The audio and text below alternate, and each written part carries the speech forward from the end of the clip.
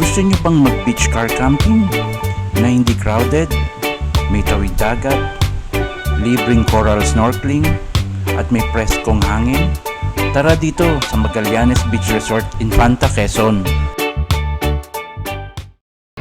Parang mahirap mag-setup ng tent or mag-car camp kasi maglalabas ako ng gamit kasi umuulan.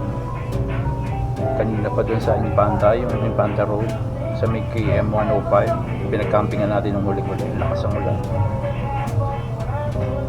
Yan, lakas. Hindi, ngayon medyo tumigil na. Pero nag-choco muna ako.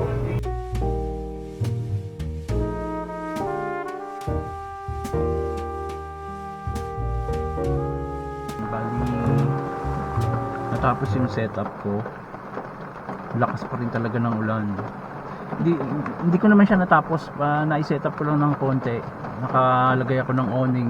Pero malakas talaga ang ulan. Nakapag-setup na rin ako ng kama ko. Ito. Yan. Tapos ito yung awning. Yan.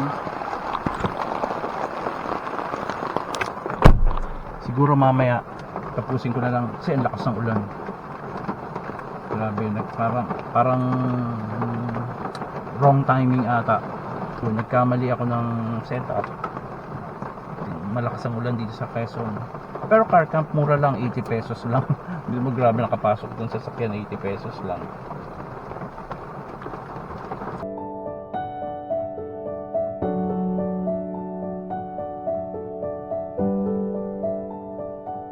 Medyo tumila na ang ulan, kaya sinamantala ko nang lumapit sa dagat.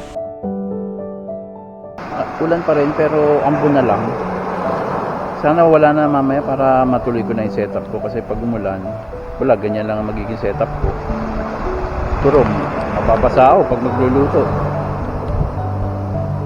Gusto kong umidlip kasi anong oras ako malis, maaga ako malis. Pwede yung car camp dito, mura lang. 80 pesos lang siya ang entrance. Pero yung mga cottages merong 3,000, 2,500. Napakita ko sa inyo. Ayan, ayan sila. Ayan, may 3,000. Pwede naman tawaran yun. Medyo umaambon na naman kaya bumalik ulit tayo sa kotse. Aabangan ko na naman uli ang pagtila ng ulan.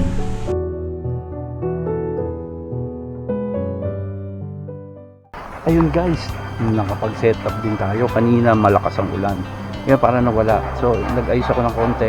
Inayos ko yung tent, tapos nilabas ko na yung gamit. So, natapos ko na. Mamaya, magluluto na tayo ng dinner. Hindi tayo nakapagtanghalian. So,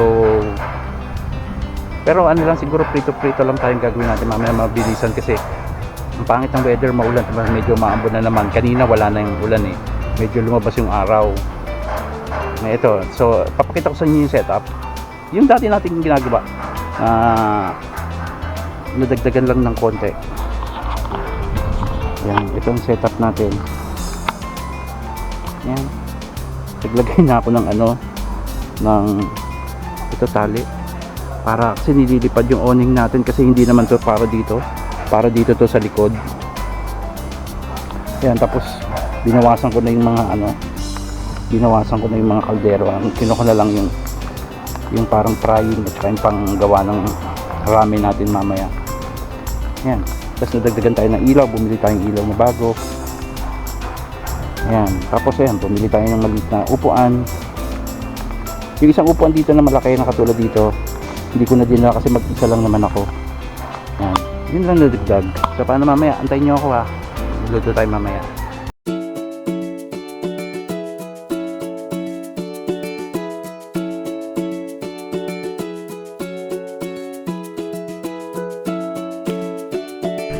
Maganda ang ngayon kanina ulan ng ulan, ngayon medyo okay kasi malamig.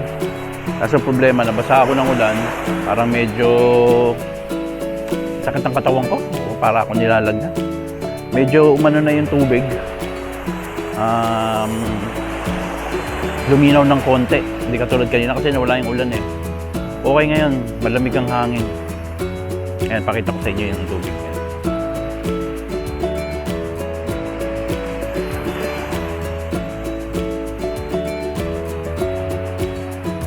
Di ba? Ganda.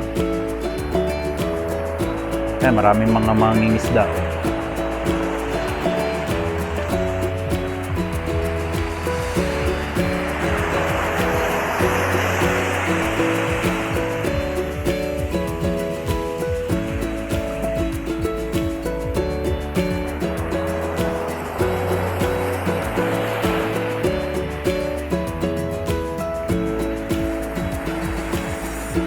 Bali,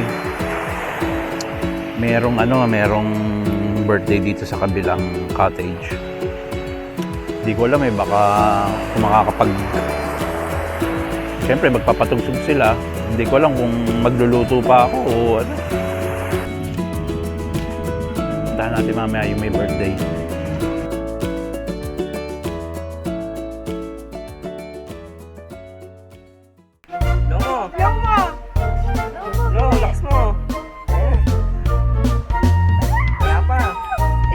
Yun!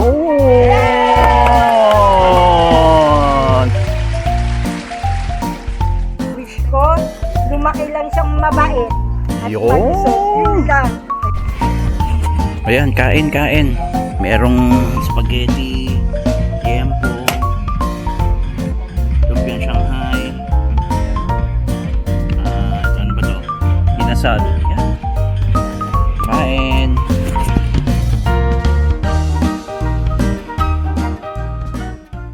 Hindi na ako makapagluto. Nabusog na ako.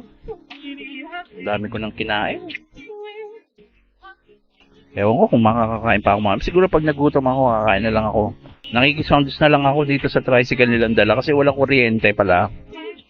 Walang kuryente dito. So, mag-ano rin sila ng ilaw. Ako marami naman akong ilaw. Sabi ko, pahiramin ko na lang sila ng ilaw. Kaya wala akong tulog. Tas nag-set up pa ako, tas umuulan-ulan kanina, nakakaasar. Wala, shot lang ako ngayon.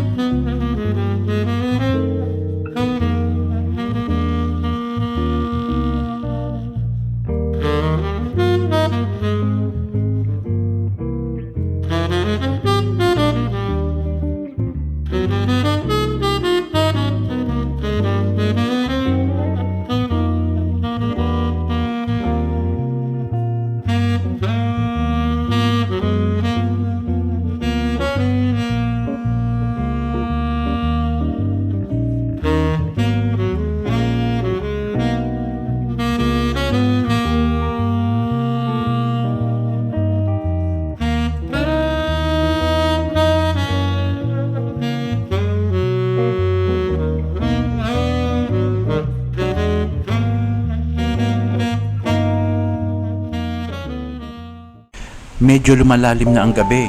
Medyo napagod rin ako sa araw na ito. Di ko na mapigilan ng mga mata ko, bumabagsak na talaga.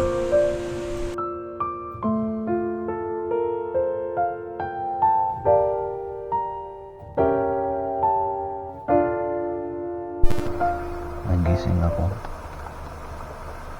Sa ano pa lang? 12:40. Nagising ako. Ang lakas ng ulan kanina. Nakakatakot. Kala mo merong mga kumakatok sa bubong. Ang lakas ng malaki yung patak. Tapos yung aso kanina, parang pangit ng kahol nila.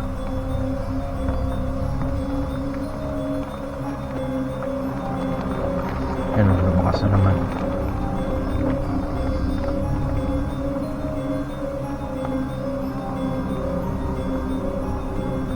Nakakatakot. Wala, in-update ko lang kayo. Kasi medyo naiihi ako eh. Yun na lang.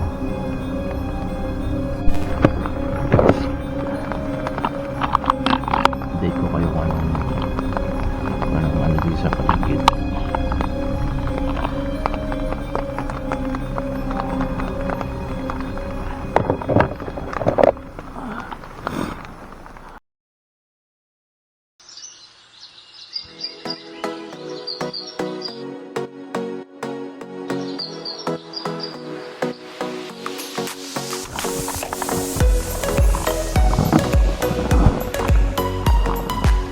Sumikat na rin si Haring Araw kaya dali-dali akong nagligpit sa aking mga gamit para makaligo na sa dagat.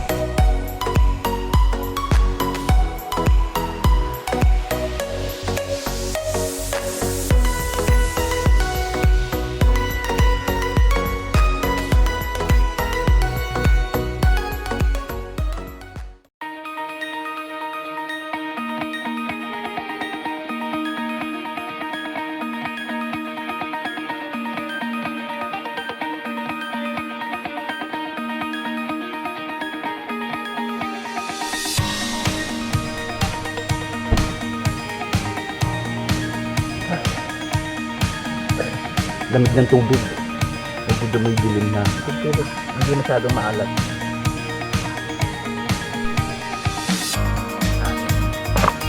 Ulam ko, tuyo, itlog, tapos adobo.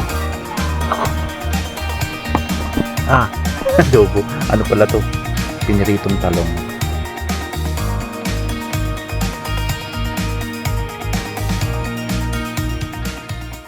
Nag-offer si kuya ng tawid dagat, so pumayag na rin ako. Sumama na rin ako sa pagtawid sa dagat. Ating rin kami sa isla. 20 to 30 minutes din yung biyahe na yun. Pero di ka naman mainip dahil sulit naman sa mga tanawin.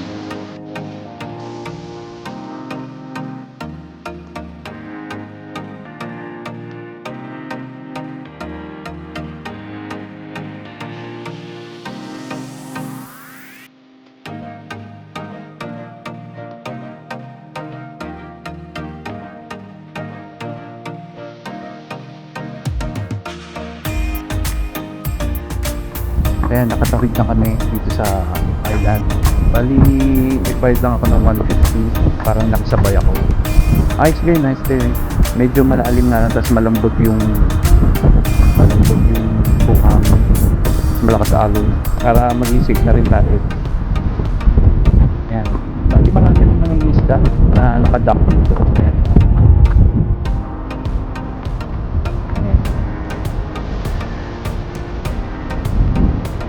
May mga kubo na, libre na yan. Wala naman tao dito. Yan, libre na yan.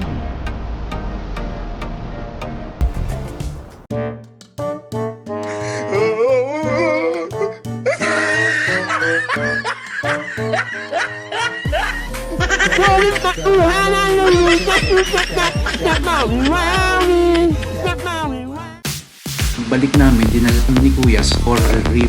Tingnan daw namin yung mga isda sa ilalim.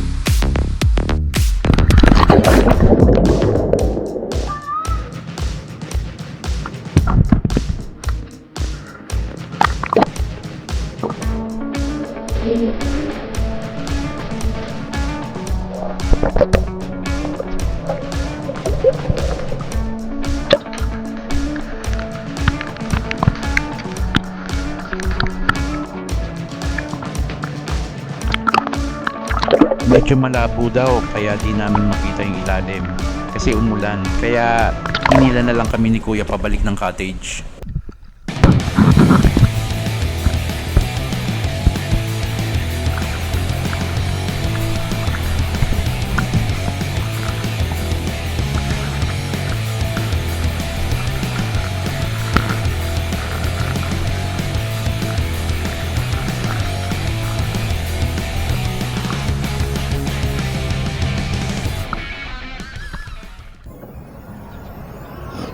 Ay, nako.